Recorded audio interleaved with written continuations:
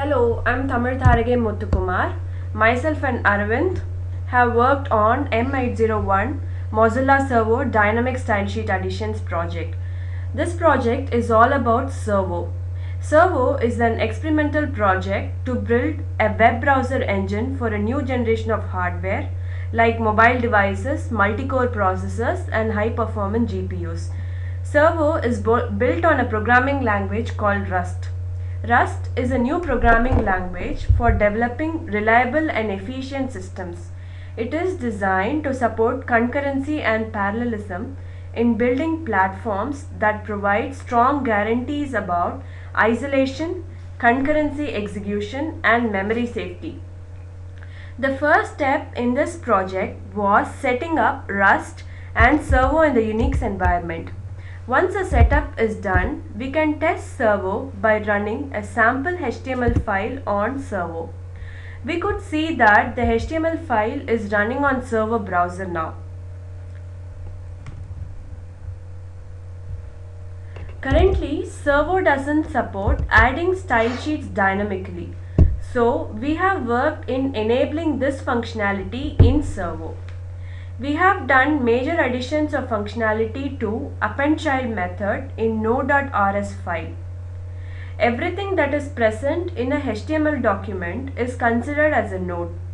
So, in a document object model, whenever a new element is created, it is appended to the existing structure as a child to a parent node.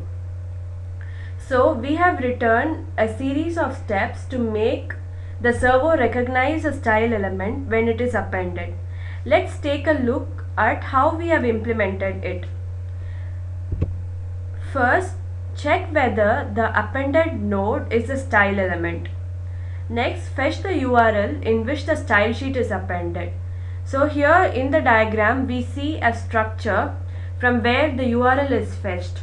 We have a document at the very basic level, and then inside it we have a window, and inside the window we have a page, and inside the page we have the URL. So we need to have the URL of the page to parse the style element. The next step is to collect the data that is encapsulated within the style tags. For that we are using a method called as getTextContent. Next, we pass the text content to the method called as parseInline CSS method present in cssparse.rs file. Now let's see what happens inside parse_inline_css method. Firstly, we spawn a new resource task separately for passing the CSS rules that we retrieve from the HTML page. Next, the provenance is set to inline. There are two kinds of provenances. One is inline provenance and the other one is URL provenance.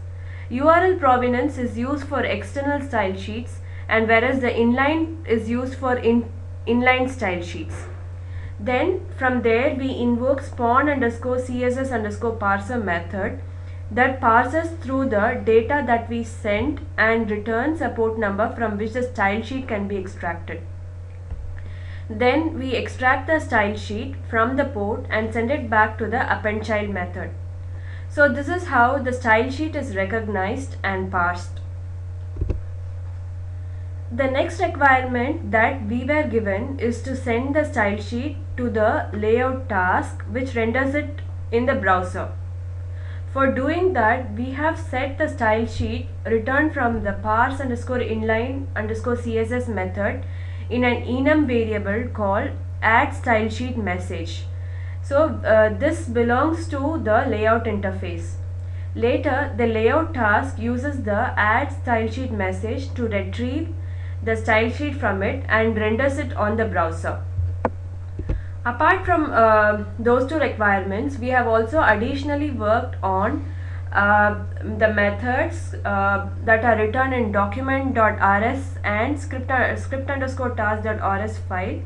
We have written a new method called as get_URL that retrieves the URL from the page structure and that is present in the script task.